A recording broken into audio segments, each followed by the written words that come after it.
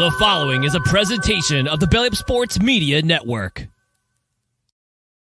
Here's what's cooking on today's Sports Stove Fantasy Baseball Show.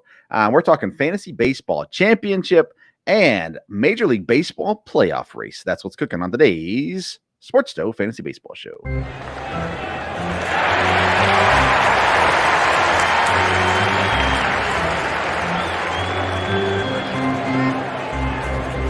Play ball!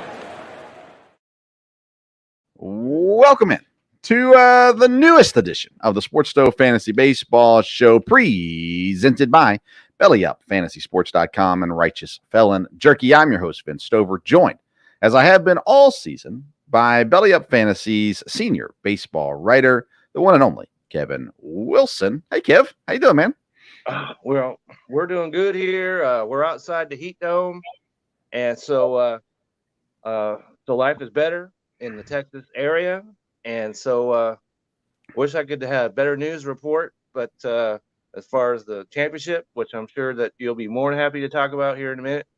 But other than that, life is good here, so glad to be here. Well, let me tell you about my weekend. It did not go super well. So I saw that with the East Coast Saturday night. Man, they're going to win this game.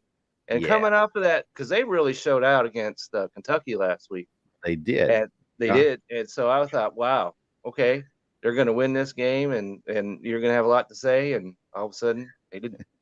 Yeah, so I'm at the game last night, Eastern Kentucky versus Western Carolina, and I cover Eastern Kentucky for Belly Up Sports, and I do a lot on my podcast too. And 25 seconds left in the game, Western Carolina scores a touchdown and goes up by 3. They missed the extra point, so they go up by 3.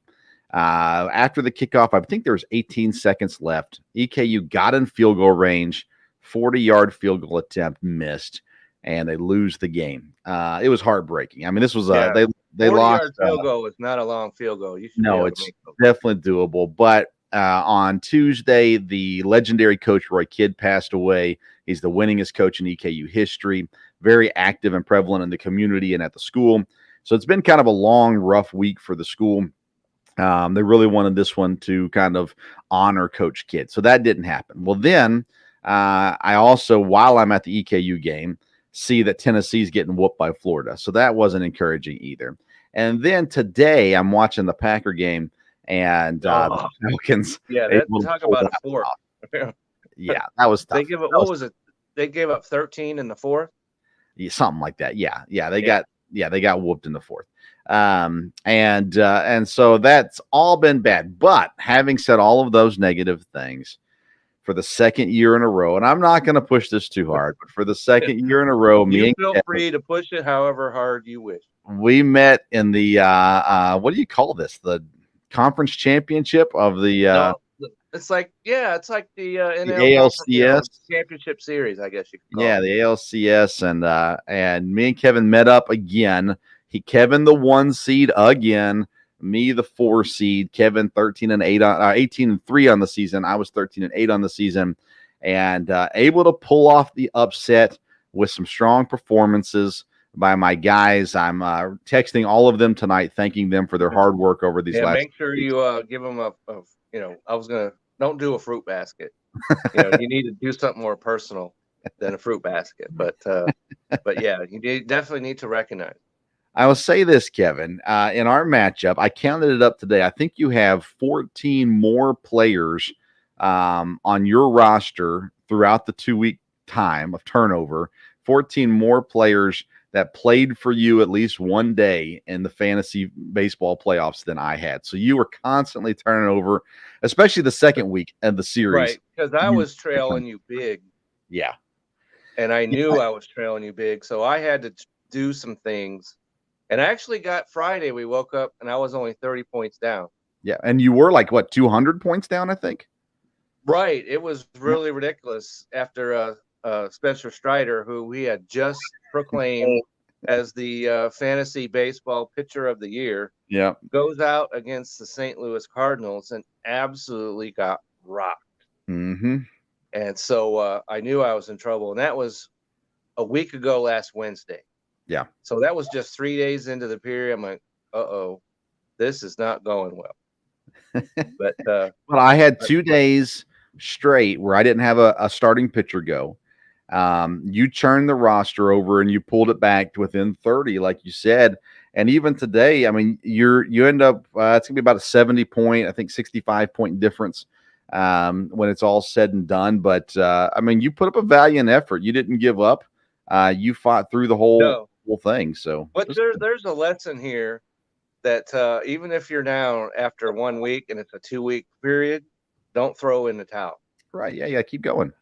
Yeah, keep on rolling until you're absolutely out of it, and then maybe you can kind of stick a fork in it. But Here's the story. My highest scoring player over the 2-week span was Brandon Woodruff. He had a complete game in that span. He ended up going 22 innings, and he pitched 2 today wins, and also 19 Ks, well. only 3 walks. He did really good. Your leading scorer, do you know who it is before I say it? I do not. Your leading scorer is owned in 48% of leagues, and it's Royce Lewis, shortstop, third baseman. That's the guy that I picked up, and he has really had it going on the second half of the season. But the problem is Royce Lewis is your leading scorer. If he's my leading scorer, that's not a good sign. That's not. It wasn't Mookie Betts. No, right? No, it wasn't. It wasn't Machado. I don't even think Mookie was in your top 10. Yeah. So it wasn't Austin Riley. And so these are all all-star level MVP type players. And if they're not leading me in scoring, it's bad. Yeah, that's a rough go. And that's the way it works, though, right? It's all about the match and that time that you're hitting. That's why we actually play the game. Yes. Right? That's why the teams that are up, 36.5 points favorite. Yeah. Such as yesterday, Florida State over Boston College. And then Florida State won just by 2 points. Yeah. Or Colorado and Colorado State. Right. And they had to go to 3 overtimes before Colorado? 2. Okay, yeah. 2. Before Colorado actually won that game. Yeah. And so this is not a football show, but that's going to set up an interesting game this weekend coming up. Colorado at Oregon.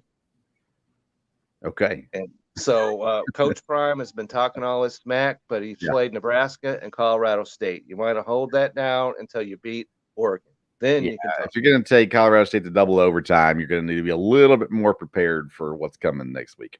Absolutely. And back to fantasy baseball. Back to the subject at hand. Chase Thornton defeats my dad by 130 points. And he's as we've talked about, he's a freshman.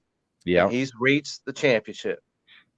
It's wild. So no matter what happens in the championship round, you got to take your hat off to him because he's a rookie and he's reached the top of the mountain. So hats off to him. He had 1, 2, 3, 4, 5, 6, 7, 8, 9 more players play a day on his roster in this 2-week matchup than my dad did. He was just more consistent. Dad had the higher scores, but Chase had more consistent scores on his roster. Dad's leading scorer was Framber Valdez with 65 points, and Chase's was Tarek Scoble. Okay. He threw up 57 points.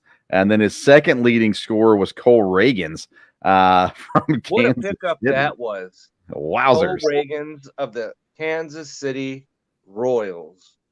Who would have thought that would amount to anything because they're awful. And he picked him up August the 23rd. Right. And since picking him up, he scored 33, 27, 29, 14, and 12. In his outings. So that's solid pickup. Picked him up when he was playing Oakland.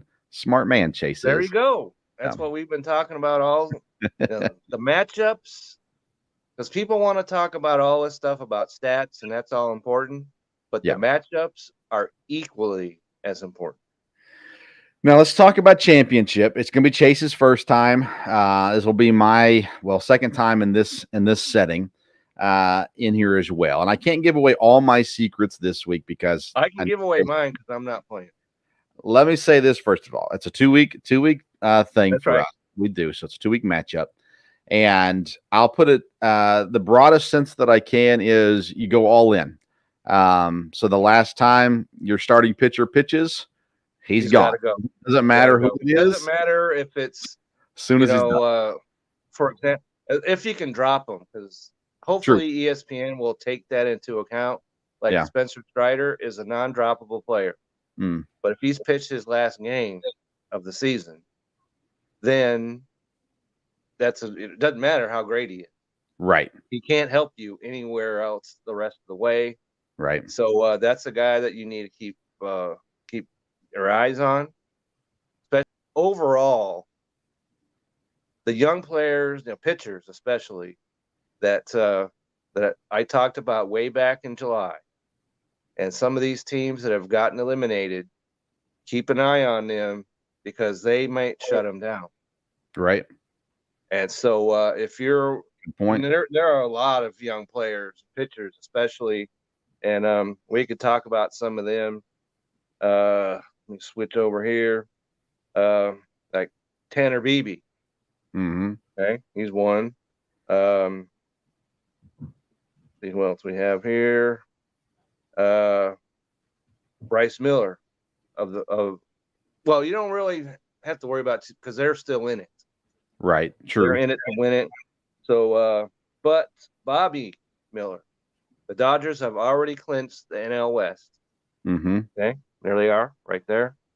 So they may not be so hot to pitch him in the next 2 weeks. What for? They don't need that. So he might come out and pitch an inning or two, and they pull him out if they even do that.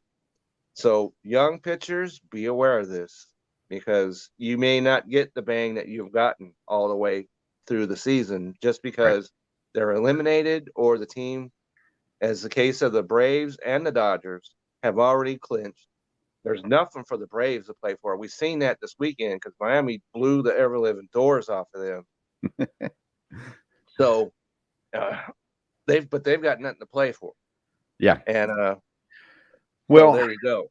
And so the other thing is, and we talked about all season long, but his matchups, you cannot trust a guy going against a bad matchup. Like there are guys who have done decent this season or even decent recently, but you don't want to put them up against somebody who's going to challenge them, depending on your situation, of course. Right. But I'm talking about the guys like Bryce Miller, for instance. Bryce Miller, I picked him up last week. I pitched him against the Dodgers, and he got me 15 points. Well, his next matchup, his next matchup is against the Rangers. I'm not sure that I want him in that matchup, and especially with the Rangers fighting for their life, Seattle fighting for their life, of course, as well. To me, that may not be the matchup that I'm looking for. And other guys that, again, you pick up matchup-wise, I picked up Seth Lugo.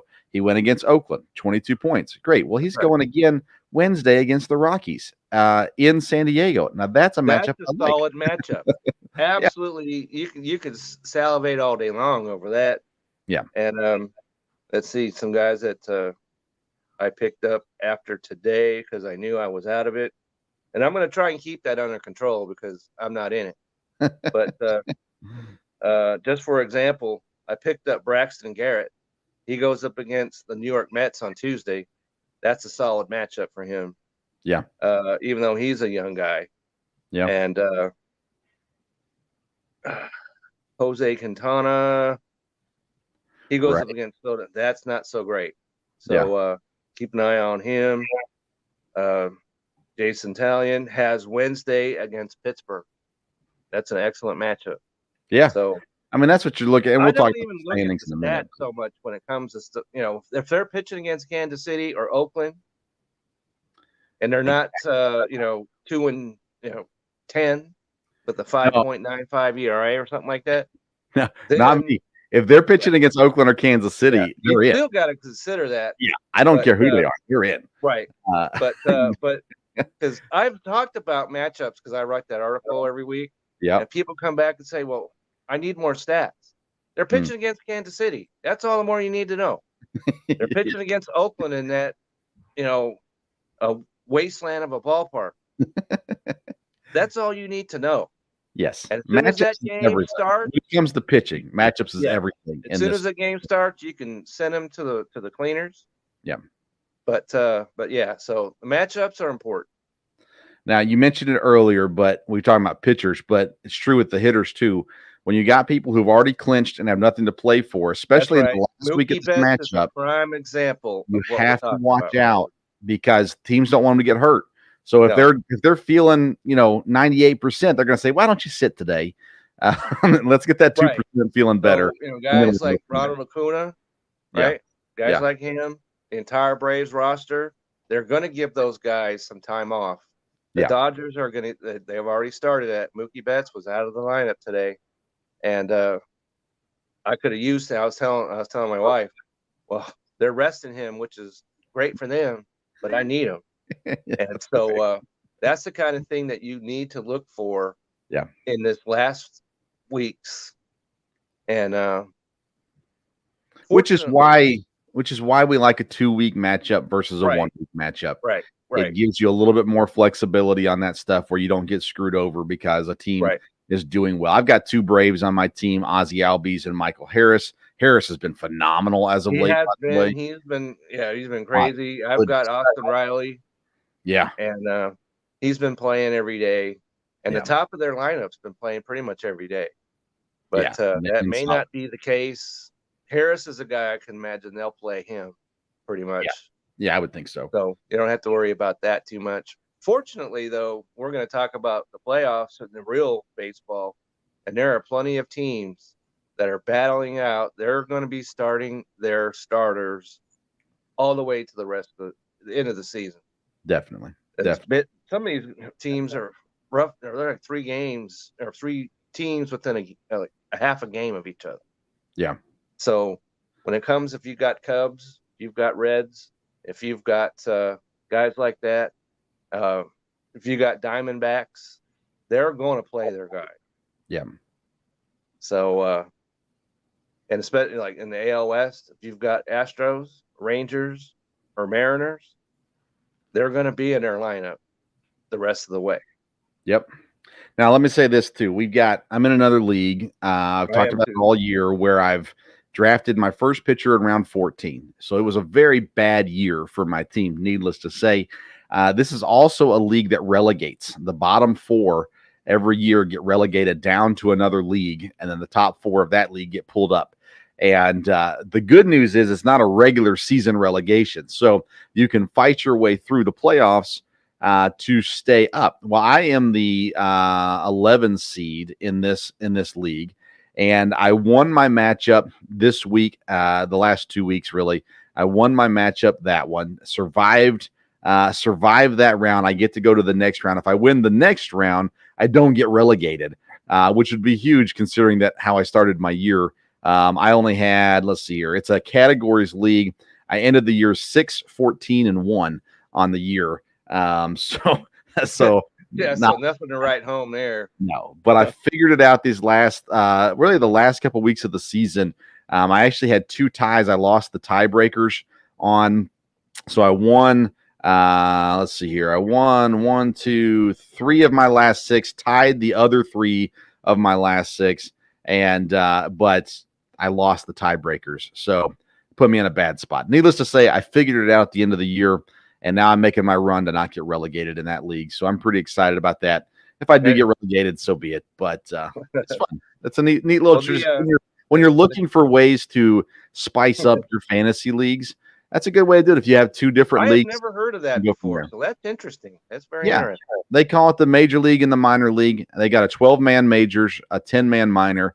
And the bottom, depending on how many people are in the minors, typically, though, it's the bottom 4 get relegated down. The top 4 get relegated up, and it just kind of keeps it fresh as you're going through. So something to think about if you're a league manager looking for ways to spice it up a little bit. Spice things up, yep. And fortunately for me, because I'm in one other league in fantasy baseball, and I am in the championship of that league, and I'm going up against a guy who has lost 1 game the entire season, and that 1 game was to me.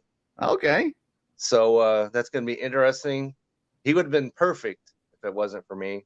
Yep. And so he beat me. I beat him. So it'll be interesting to see what happens there. I lost 3 games in that league, but so I reached the championship in that league, submitted to you in this league, but in the playoffs in both. So, Kevin, it's funny. Your wife said something similar. She said her life would have been perfect if it wasn't for you, and so your fantasy opponent can say the same about his season as well. That's right. So yeah. Oh man! Any other fantasy advice you want to give people? Wives, Vince, did you happen to know that today is National Wives Appreciation Day? No, I did not know that. So we announced that during the show with Chase and I earlier today. So hopefully there were husbands that heard that and went and did something that appreciated them. So there's still time for you to to appreciate your wife today. Yes, and now I know you saw this tweet that I put out, but yesterday, I think it was yesterday, we're sitting on the couch watching football, and maybe it was last week even. But my wife said Deion Sanders was on. She goes, "Oh yeah." She's like, "Oh, I remember Deion Sanders from the Lions." And my wife grew up in Michigan, and I was like, "No, hon, that was Barry Sanders." And she's like, "No, it was Deion." I said, "No, it wasn't. It was Barry." But needless to say, I appreciated that moment. A lot of fun. A lot of fun in the house for sure. I did see that you posted that. Kevin, before we switch to real baseball, any other advice you want to give to folks headed into their fantasy championship? I think that we pretty much covered everything. Just be aware of your situation and don't be afraid. We talked about this in the semifinals. Don't be afraid to drop a guy who you've been depending on all season long, but all of a sudden finds himself in a 5 for 64 stretch. Yep. And there's a guy, because this is a 10-man league, and there are players. There are always players in a league like ours that are hot. Don't be afraid to make the move and go and get somebody that's playing better than the guy you have. 100% agree. I had, was it Robbie Grossman from the Rangers? I saw you picked him up, and he was just hot at the time. Now he's not hot right now, but he was at the time. And I mean, I didn't care that he wasn't owned by more than what 0.5%. You just pick up and go with him. What? And so if there are guys that are less than 10% owned that are worthy of being on a roster. Yeah. So go and get those guys. And also make sure you pay attention to your starter limits. Yeah. The guy went up in the semifinals, had his starter limits busted long before Saturday. Yeah, can't do that. So I was able to coast in and look forward and do some things where I could plan for the championship round. So be aware of those. And that's where I got beat last year, Kev, against D'Amico. I had a plan and it didn't work, but I miscounted. I looked up my matchup, say, how many pitchers have I done? Okay, I'm good. Well, I counted at the wrong time, I guess. I had pitchers going, didn't realize they weren't already on the tally, and I ended up hitting my max the day before the final on Saturday instead of Sunday, which didn't allow me to catch up to D'Amico last year. I think I would have caught him had I not messed that up, but nonetheless. So be aware of that, and because those pitchers don't update until the next day. So if you've got 3 guys and it's saying that you have 17 per se, that means 20. You've got 20. Yeah. And so I had to use some pitchers to try and catch up to you. So Friday I saw that you had 5 guys going. Yeah. And I can only use one. I could use one yesterday and Friday. So I was like, well, this is a battle that's going uphill. And well, I got scared. I think you had 15 or something like that. So you could use the pitchers, all the pitchers you wanted. Yeah, I got scared there for a minute, and then I looked at mine. I saw I had 5 guys going, and it was 5 good guys, and I was like, okay, I'm okay. I'm all right. I'll be okay. Yeah, you were fine. And you got me sweating. I'm not gonna lie. I thought more about the last 2 days of my fantasy team than I thought I was going to have to, and so I appreciate that. Well, effort. me too, because remember I sent you a text. Anytime you want to stop beating my brains in, I would appreciate it. And I don't think that you let off the gas because I said that, No, but because I certainly wouldn't have. yeah, But no, but I did jokingly ask you if I was allowed to start playing again once Yeah. you were within 30 points. So so I'm like, yeah, go ahead and power up, and that's Yeah. what you did, and now you're in the championship. 3 words of advice for all fantasy baseball championship participants, with the exception of Chase Thornton, and that is just win, baby. Just So win, go ahead, baby. go get it. Get your fantasy championship and come on and brag. We are going to have next week no show. The week That's after, we'll plan to have a program, and we'll have if Chase wins, we'll have him on. We might have him on even if he loses, Even if you can, yeah, because if he's willing to come on.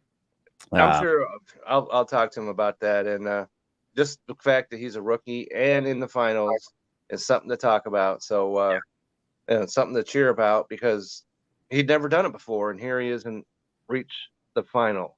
Yeah, So- and we'll give you advice for how we won, whether it's me or Chase, and you can remember it for next year and use it there as That's well. right. Because again, I don't want to put it all. I've then tried all season to put it all out here for you, but I'm headed in the championship now, That's right. and there's a limited number of people who are in championships, and so you got where you are. Stick with it.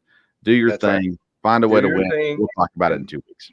Yeah, and we'll certainly discuss, because by then we'll know what the matchups in the playoffs are, and so we can discuss that. I'm sure we will. All right, so our program today is presented in part by BellyUpFantasySports.com. It's your one-stop shop for all things fantasy articles, advice, and opinions. And right now, there's a heavy load of NFL stuff going on the website. There is also, I'm sure, some hockey stuff that'll be coming as we're heading closer to hockey season. Basketball stuff as that rolls around as well. And, of course, baseball when we get back around to the new year. We'll start seeing more baseball stuff on there again as well. It's where you can find all of Kevin Wilson's articles as well. That's BellyUpFantasySports.com. And we greatly appreciate the support of the Belly Up Sports Media Pro family and the Belly Up Fantasy Sports as well. I will say this, one shout out, and I know it's not good to pat yourself on the back. Before the start of the NFL season, Dan Mater, our Belly Up Fantasy leader, had a post about Mike Evans. He has to be traded because he's not going to work with Baker Mayfield. Baker Mayfield's going to ruin him. I responded to Dan and I said, with some stats about Jarvis Landry with Baker Mayfield, OBJ with Baker Mayfield, I said, I think he's going to be fine. Then, of course, Dan said, well, you left out his bad year last year and whatever. And I was like, we will see. 2 weeks in, I'm all aboard the Baker train. Mike Evans is doing just fine, by the way. That's right. And I was never worried about him. No. And so, as long as he's healthy is the key to him. And so you got to like what Tampa, you got to like Baker, you got to like, the running game. Of course, they win against the Bears, so you got to kind of. Yeah, they don't get to play them every week. No. That being said, tune in Wednesday night. Me and Dad talk about football, the whole program. Right. And we talk some baseball, but it's mostly football this time of year. So tune in. We'll continue to talk about that. And then, like I said, get the BellyUpFantasySports.com. Catch all the articles and opinions going on there. All right, let's transition. Let's hit the call to the pin.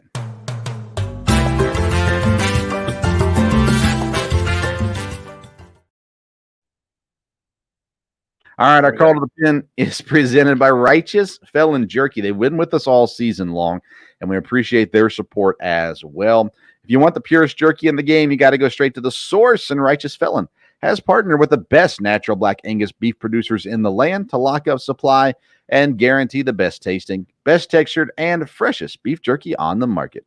RighteousFelon.com is where you go to find your new flavor of beef jerky. And use code BELLYUP when you get there. You're going to get 15% off your purchase.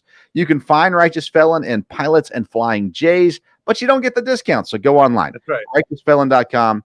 Type in the code BELLYUP. Get 15% off your purchase. All right, let's get into some real baseball. Let's start in the National League, which has actually become very entertaining. The Braves and the Dodgers have both clinched their division. They are set to go. I don't think the Braves can even lose the number 1 seed. They haven't officially clinched, but I don't think they can. I don't think they can lose that where they currently sit. Although they just got swept by the Marlins, which is pretty wild. But it is what it is. The Brewers are on top of the Central. They are currently 6 games up on the Cubs, which the Cubs really blew some opportunities. They've lost 4 straight. And they're also, I think it's also 6 games up on 7 games up on Cincinnati as well. In the wild card race, you got Philadelphia, who we've locked into their spot for several weeks now. But then you got the Cubs, who are a half game up on the Diamondbacks and the Marlins, and they're a half game up on Cincinnati, 2 up on San Francisco. Yeah, San Francisco got just they ruined their chance because they got swept in a doubleheader yesterday by Colorado. And they won today. Okay, that's yeah, fine. but I know what you're saying. but they're only at 2 games above 500. Yeah, and when you look at some of these, they're not winning at home, which seems to be a problem to me. And so you got to do better at home if you're going to be, a serious playoff contender. Right. And a lot of these teams haven't done it. Arizona hasn't done it. The Giants haven't done it. And so the Reds has done it. And so gotta like Philadelphia's dangerous. I don't know who they're going to play in that first round, but they're dangerous. They've got a guy who hits 198 at the top of the lineup, but hit 45 home runs. Yeah. So and they're getting some pitching. Yeah. So, well, that's it. When you get to the playoffs and you get here into this final stretch, the pitching is everything. I mean, yes, you got to put up runs, but pitching is everything. And so that's why I look at the Diamondbacks and I feel comfortable they're going to make it. I like what they're doing. I look at Chicago, and honestly, I really like Chicago's pitching staff. I don't think they're going to go deep into the playoffs. But as far as when you look at the Reds pitching staff, no. Giants pitching staff, no. Marlins, you could argue if they got things clicking, they've got the potential, but they haven't been great this year. And so I don't know. I still minus 51 even after they they put up they absolutely blew the doors off of 16 runs today, and they're still down 51 on the season. That's been my bugaboo with him all the time, is their offense doesn't measure up to some of these other teams. Yeah. Well, and for what it's worth, though, the Diamondbacks defense is the worst outside of the Reds in this wild card race right now as far as runs allowed. But I think the Phillies and Cubs are locked in. Personally, I think they'll both make it, even though the Cubs did have a rough stretch this week. Diamondbacks and Marlins, they seem to be the two going to fight it out. I don't think the Reds are going to make it. I don't think they're good enough. Ellie De La Cruz has fallen off. They're just not what they were even at their peak. And I mean, I just want to be right. So I'm going to say they're not going to make the playoffs at the end of the day, because I've been shouting that since July. I don't think they will either, but because they're only half game back, but they got Miami, Arizona, and the Cubs ahead of them. Yeah. And so that's a rough way to go. Well, currently you got the Phillies, Cubs, Diamondbacks, and Marlins. Well, only 3 of those teams are allowed to make it. So Marlins and Diamondbacks are tied right now. So yeah, and Marlins are on a 3-game win streak. Diamondbacks are on a 2-game win streak. Cubs are on a 4-game losing streak. Cubs are 3-7 in their last 10. So they're going to need to turn that around big time. And I think they will. I'm trying to see. They got the Pirates up next, so that helps. That helps a lot, actually. It helps a lot. They're not playing Milwaukee the rest of the way. Right, right. Because Milwaukee, they've locked down that division. And and they lost today. Milwaukee did, but I'll tell you what, Woodruff, Burns, Peralta, the way they've been pitching has been lights out. It's been and their offense has been good. I wrote an article when I was talking about pick up Mark Canha. Yeah. And some people were like, I don't know about that. Well, pick him up. Yeah. And he had some injury issues, but he's back and he's hitting the ball. Had a grand slam Saturday night. There you have it. Yeah. And so Mark Canha is a guy, if he's available, in my article from last week, or was it even 2 weeks ago? I don't remember. Anyways, Mark Hanna, if he's available, go get him. Now, the next time we come on, I'm looking real quick to see. I think we'll be at the end of That's right. the season, That right? Sunday will be the final Sunday of the baseball regular season. Okay, so that means we have to lock it in now. Our final prediction Okay. for who's going to make the wild card in the National League. I still go Phillies, Cubs, Diamondbacks. Who do you have as the 3 wild card teams? I'm going to go the same way, Philadelphia Cubs and Arizona. As I'm not inspired by the Giants. And I'm not inspired because Miami, their offense is not that good. And they pitch and they're playing a ballpark that's not offensively conducive. So even though they scored 16 today, which kind of shouts, shut up about that. But so I'm going to go Philadelphia, Cubs, Arizona as well. All right, so I'm going to see if you're going to change your mind here for a second, okay? Marlins final stretch run. They got 3 games against the Mets, 3 games against the Brewers, 3 more games against the Mets, and 2 games against the Pirates to close out the year. Advantage Marlins. Yeah, that one looks pretty sharp. Let me pull up real quick for you. And by the time they get to the Brewers probably have the division wrapped up, and they might not be playing anybody of note. Well, actually, the Brewers are still 8 games away from clinching the division. So technically is going to be open. Now, depending on how things go with Chicago, of course, that could be different. I'm pulling up Chicago's schedule right now. They've got the Pirates, the Rockies, the Braves, and they do play the Brewers. They wrap up the year with the Brewers. Oh, okay. I thought they were done with the Brewers. So there you go. Yeah, so they wrap up with the Brewers. So by the time they wrap up the Brewers will have their division, when they get to that series, hopefully, ideally, that one will be done with. And the Braves already have theirs, and the Rockies away from home are garbage. And Diamondbacks, they've got the Giants, the Yankees, the White Sox, and they close with the Astros. Okay. Astros, they still might be fighting for their playoff lives, and they will. And so that's not it. That's not a good sign for them. That's interesting. I might go Phillies, Cubs, Marlins over the Diamondbacks. Just looking at that schedule. I'm going to stay Arizona. I like their pitching staff: Zach Gallen, Merrill Kelly, and I think they've got enough offense to get it done. Okay. All right, let's go to the American League. Fun battle in the East. Orioles and Rays. The Orioles currently on top by a game. Let's see here. 2 games, 2 games on top of the Rays. The Twins have all but secured the AL Central. And then the West is interesting, too. The Astros a game and a half up on Texas, 2.5 up on the Mariners. By the way, both the Mariners and the Rangers blew it this week. Both on 3-game losing streaks. The Mariners have only won 3. How do you explain that?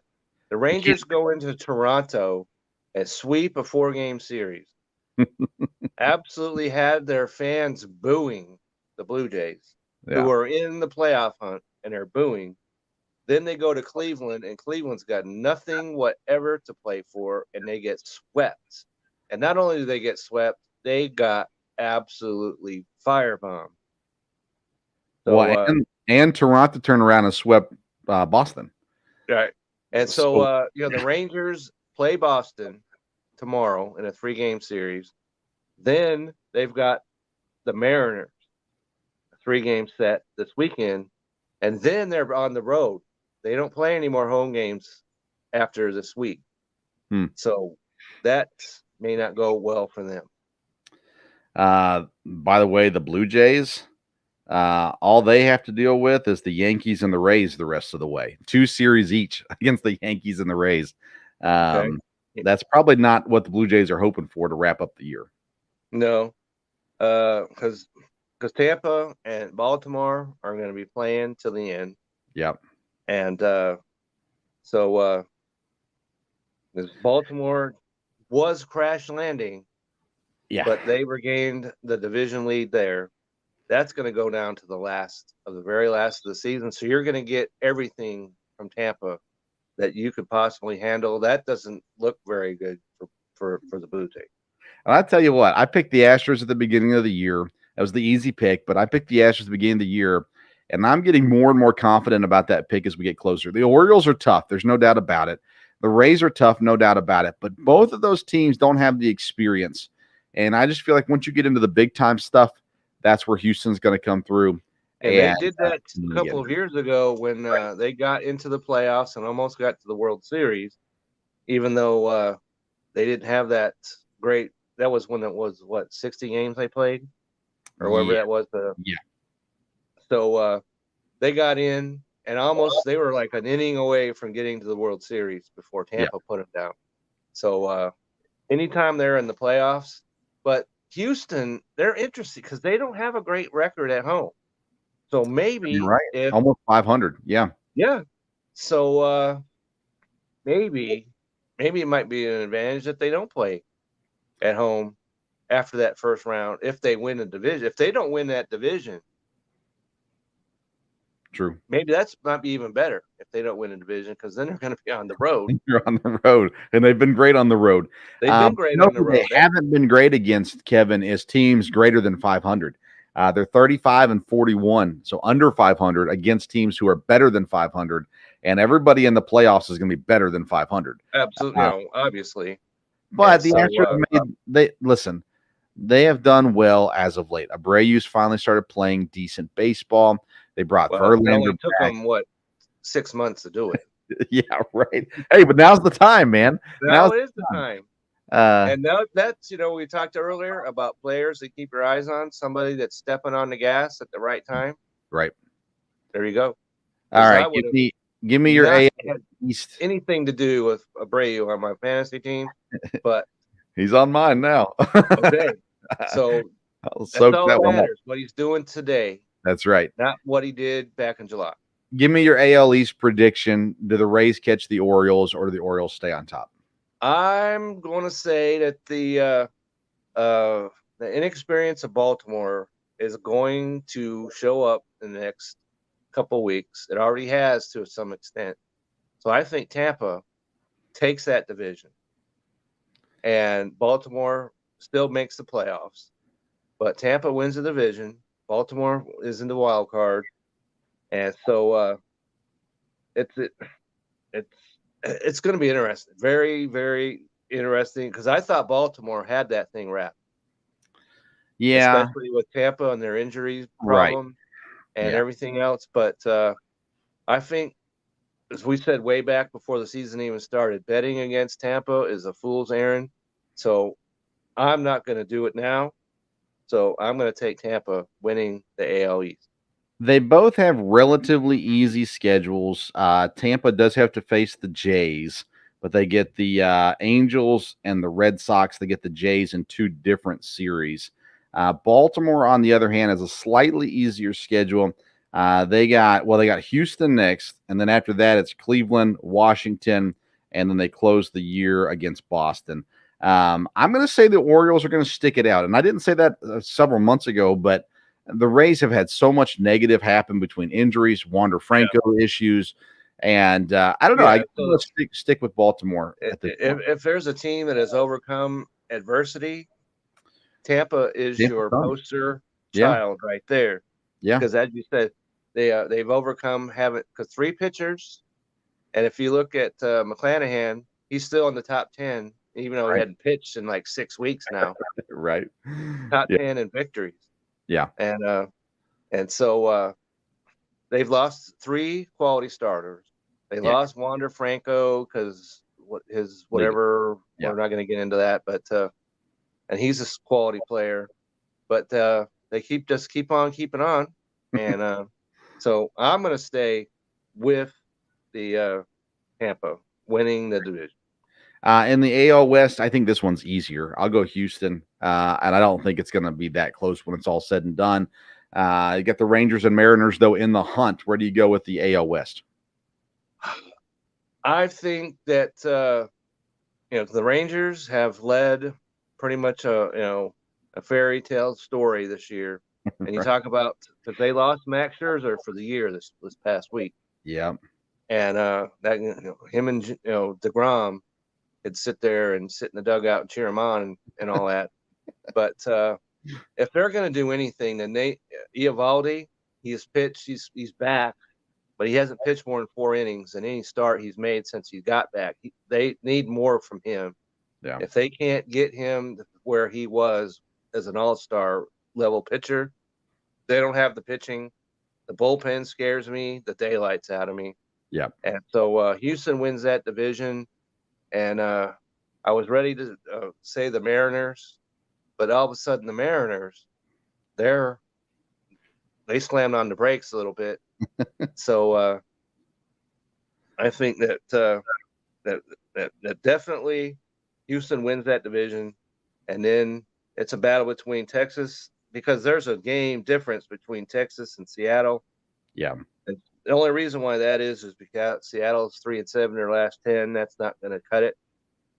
And like I said, this weekend will show a lot, because Texas and Seattle play a 3-game series here in Arlington Friday, Saturday, Sunday. They play 2 series to wrap up the year. So they've got at Texas, then the Mariners go home to play Houston and stay home to finish the year off with the Rangers. So it's going to be a determined between the Rangers and the Mariners. Are going to determine this, and that's the way I like it. Yeah. And so, is there a more difficult 9 games that any team has to finish the season, but Texas, Houston, and Texas again? Yeah. So I think Seattle falls out of the running, and okay, so I'm gonna I mean, here's the deal. The Rays are in, they've already clinched. Rays and Baltimore both clinched today. They're in the playoffs. So they're in the playoffs. Spots. There's 2 spots left. And it's Blue Jays, Rangers, Mariners that are fighting for it. The Mariners, listen, in my opinion, you put in the Blue Jays because Rangers and Mariners are playing 2 series against themselves. Right. And they have to lose. Some of them has to lose. Right. So that means whoever wins those 2 series gets the last spot. So I'm going to go Rays are in, or Baltimore, however that goes. And I've got Toronto in, and then I'm going to go Seattle in, because I think the Rangers are too beat up to finish off Seattle.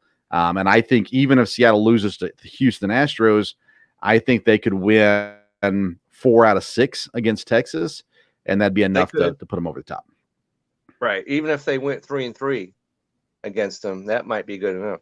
Sure.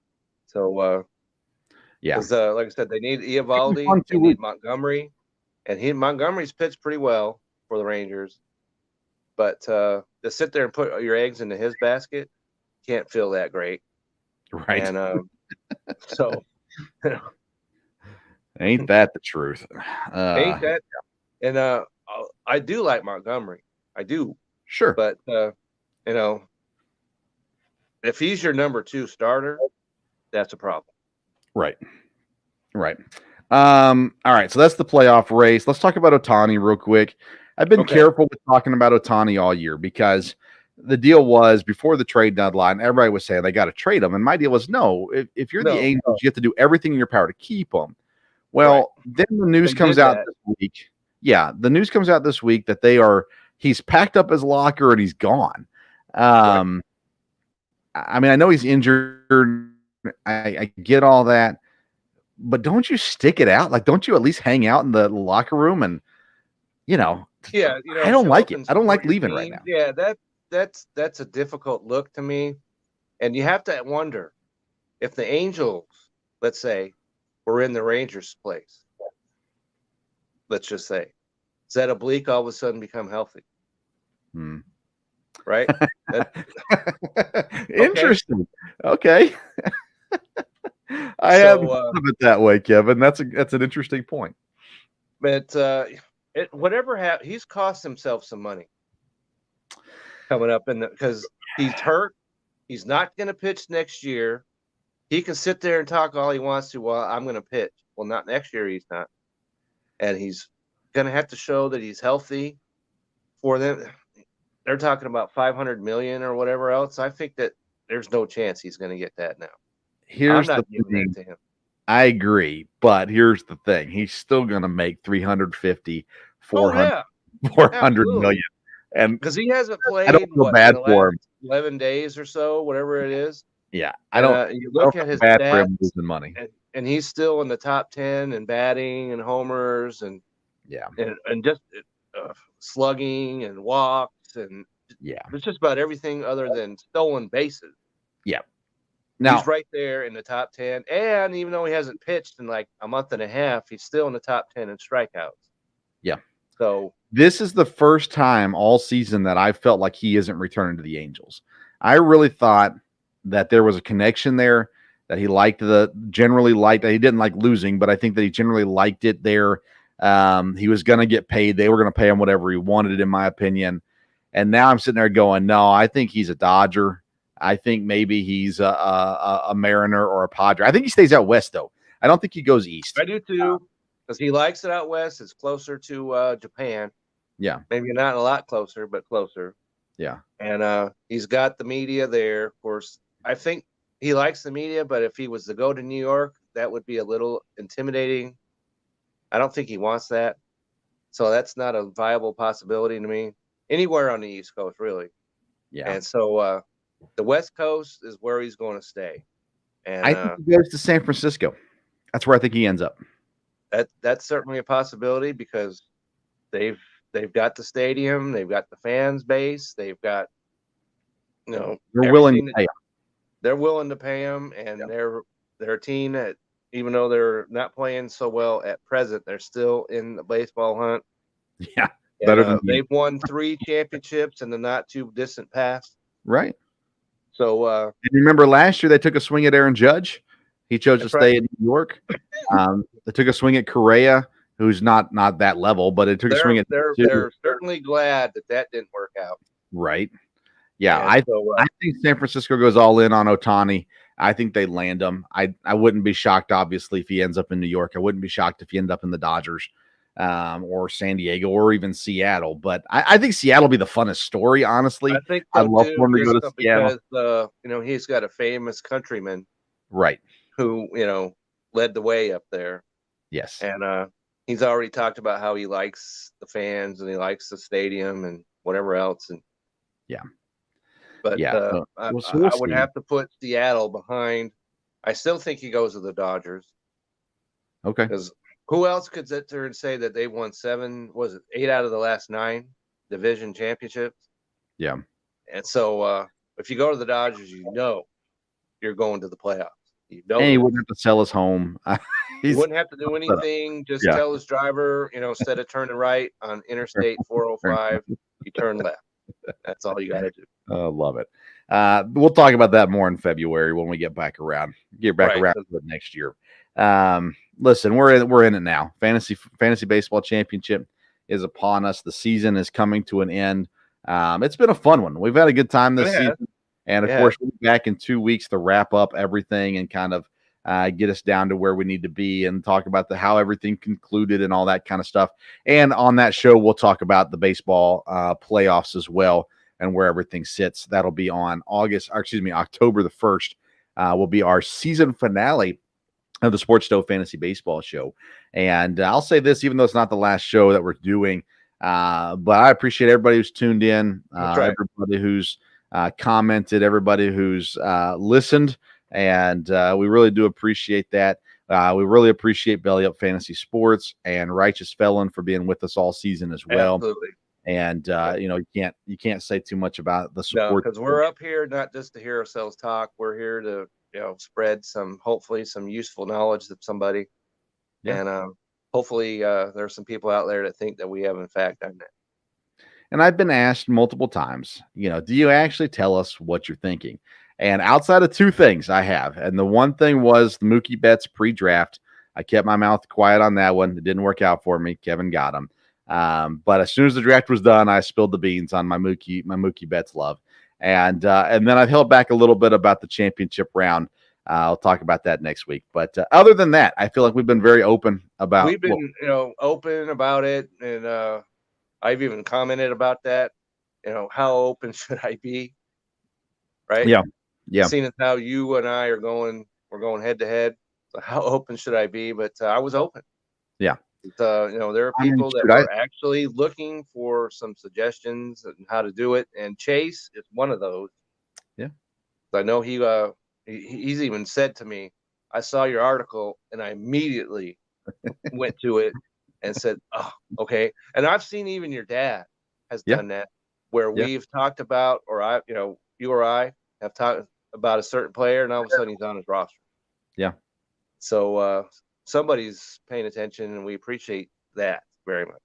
Definitely. Definitely indeed. So we're back in 2 weeks to conclude the season and wrap up everything fantasy baseball and Major League Baseball related. That being said, tune in to the Wednesday night shows. My dad does join me for those. We're live at 8 o'clock every Wednesday. And as we get into the baseball playoffs, we'll be covering that there along with all the NFL and college football news as well. Monday nights, we're live at 8 o'clock. EKU defensive lineman Ryan Jackson joins me.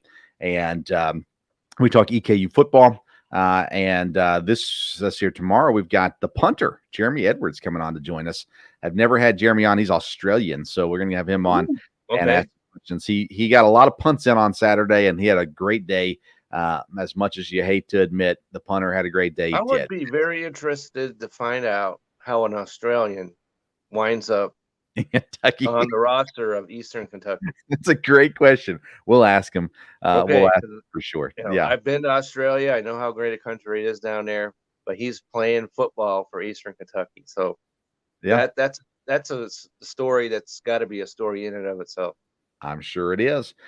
Kevin, tell everybody what's coming out, what's recently come out, and what's coming out on Belly Up Fantasy. What recently came out was I wrote an article for the semifinal waiver pickups, and hopefully some people listen to that. There's going to be an article that I'm going to put out that of similar to that championship waiver pickups, as there are some guys that we've talked about here even that are available that can help your fantasy team. So that will probably be posted sometime tomorrow.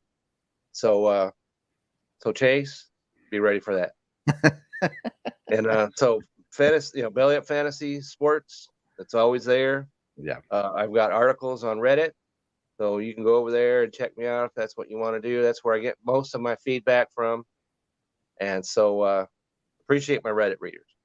Yeah, I'm scared to death of Reddit, so Kevin has been all over that one for sure as well. Like I said, I got the shows coming up this week. Make sure you tune in. BellyUpSports.com, different website, same people, different website is where my stuff drops about Eastern Kentucky. I do previews and recaps each week of their games. Not a whole lot else going on right now from me on the writing end of things, as I've got coaching basketball is keeping me relatively busy. So right. We're not having a whole lot of time. I did put out an article. What was it? Fantasy bust that could be fantasy studs or something like that. Week one fantasy bust. That would be week 2 fantasy studs. And might I say, I hit pretty well on that article. Okay, so I could say that same as about my my pickups. Yeah. Kenna being the most obvious, but I'd be remiss if I didn't point out the football show that Chase and I do. Right. Sunday mornings at 10 a.m. We were all over some action of week 2. Week 1 was pretty wild. Yeah. And so if you haven't had a chance to watch that, you can go to just about anywhere. YouTube, it's there. Well, let's clarify that. So make sure people don't get lost. Belly Up Sports YouTube page or Belly Up Fantasy social media pages. So there's not a Belly Up Fantasy YouTube page, but there is a Belly Up Sports YouTube. That's where you go to find the show, and then all the Belly Up Fantasy socials, the Facebook and Twitter, have it on there as well. Right, because the show is actually called the Belly Up Fantasy Live Football Show. That's right. So it's the flagship Sunday mornings at the entire Belly Up network. So definitely you want to check that out. And that's 11 o'clock on Sunday morning. 11 o'clock, where time begins over there in the East. 10 o'clock in here in Texas. Yeah. Which I appreciate that, because we get off and I still have some time to set my lineups before games actually start. Oh, that's funny. Yeah, my kids are both playing fantasy this year, and so the question was, Dad, what time does church get done? And, and 'cause they were waiting to see if Mark Andrews was going to play or not. And I said, you'll have time after service is done. Before our afternoon service, there will be time for you to check it and change it. And he still forgot and didn't get them in. So all well. I had the same thing because I had Mark Andrews in one of my dynasty leagues, and I didn't get him in on time. So sometimes that just happens. The way it works, the lessons of life, for sure. All right. That's going to be it for this week. Tune in 2 weeks. We'll be back Sunday night, October the 1st, 8 o'clock. We'll get you all concluded up on Major League Baseball and the fantasy baseball season as well. Again, thanks to Belly Up Fantasy Sports and Righteous Fella Jerky, and to Kevin, as always, and to Kevin's wife for allowing him to do this program. We always appreciate her, too. Thank you for tuning in to today's edition of the Sports Stove Fantasy Baseball Show. Until next time. Everybody have a great week. That's right. See you around the Sports Stove.